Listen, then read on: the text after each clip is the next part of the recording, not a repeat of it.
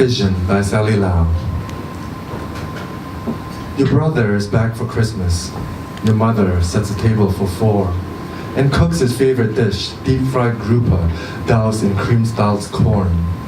She took the afternoon off work to go to the market early so she would get the best fish, shelled out a week's worth of grocery money for it. The smell of something being cooked in the kitchen is foreign. You've been eating takeout and ramen for the past 2 weeks because she's been too busy.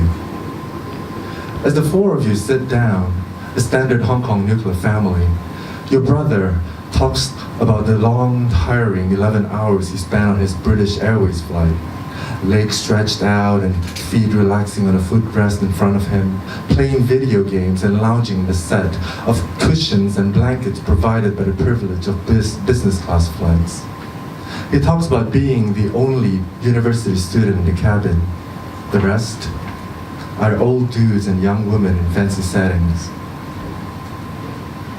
Timidly, you ask about the food on the plane. Ask if in-flight meals are really as bad as they say. Because the only overseas traveling you've done has been through Vanilla Air or Hong Kong Express, cheap budget airlines where meals are costly instead of complimentary.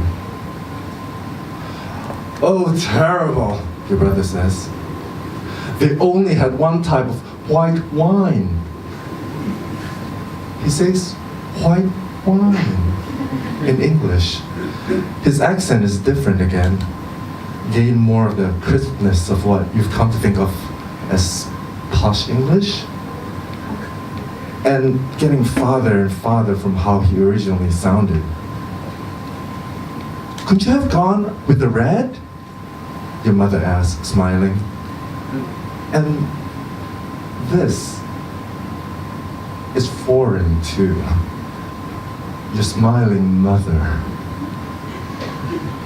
You try to remember the last time her mouth really split open into a grin, but all you can recall are the tightness behind her eyes and the deepening of the lines on her face. Today, she looks radiant, happy, 10 years younger than she actually is. That's not the point, Ma, your brother says, picking apart a piece of fish with his chopsticks. The point is, the price I paid for the business should give me options. I feel cheated. You didn't pay for it. You address your bowl of rice. When you look up, your mother is glaring at you. Your father is chewing methodically at the fish so he doesn't have to say anything. Your brother ignores you, but he leaves the topic of wine behind, moving on to how university is a lot more work than he thought it would be, how he went to Germany for a weekend and then to France for another, and how he didn't have the time to see more of both. He launches into a passionate explanation of why he should get a car. The cost of it would be shared, of course. He's too much of a Scrooge to pay for all of it, too much of a Scrooge to pay for public transit. Your mother tells him he should get a Korean car, a brand new one. Your father doesn't say a word. It's a different world he lives in. You think as he describes the German countryside, the conifers, the snow, the space. You live oceans apart from this world, but when your brother talks about it, he brings things you've never seen before closer. And you can feel the winter wind blowing snowflakes into your face, smell the stinging freshness of the trees, hear the echoing vastness of the space unobstructed by towering buildings. You can feel the longing in your bones. Once, you held the hope of seeing it yourself. Maybe a small part of you is still hoping. Your brother tells your mother how he got an A on his intro to calculus class, and you wonder how someone who is this good at math is unable to do the basic calculation of, if I spend this much money, how much is left for my brother?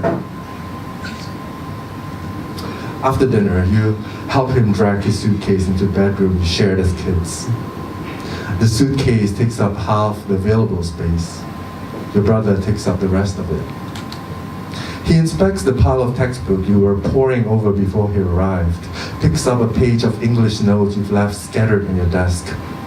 You're going to have to get back to it soon with the HKDSE looming around the corner.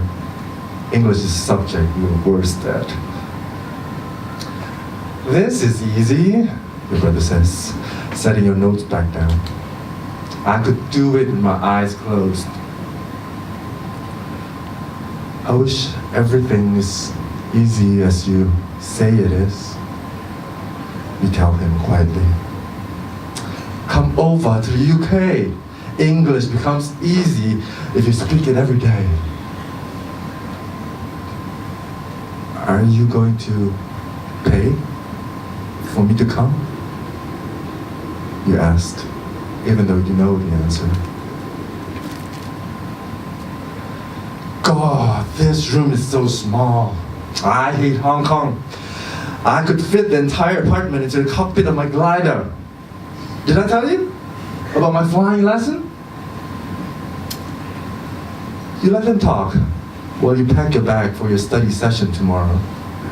The crumpled flyer about that school in Canada is still sitting at the bottom of your backpack. The one your father skimmed over and handed back to you wordlessly.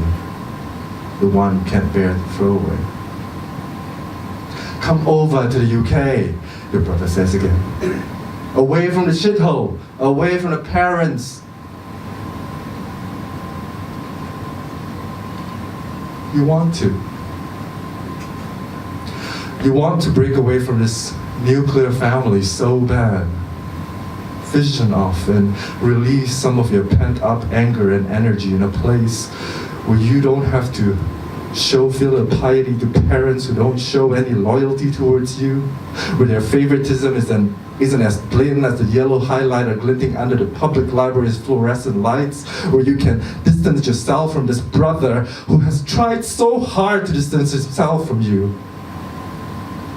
Later, when your brother is asleep in the bed next to you, just a meter and a suitcase between you, you trace his features in the dark, eyes squinting. This is the person who shared the same womb as you, who shares the same nose, the same eyes, the same Y chromosome. He has so much. He has so much more. You revel and revolt in the nearness of him. You reach out and touch his hand. Thank you.